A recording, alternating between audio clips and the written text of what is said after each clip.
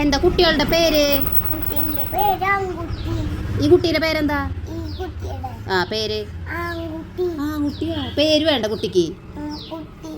ഇത് ദക്ഷ, അത് ധ്രുവ്.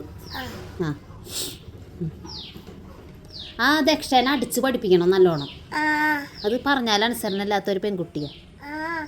ശരി.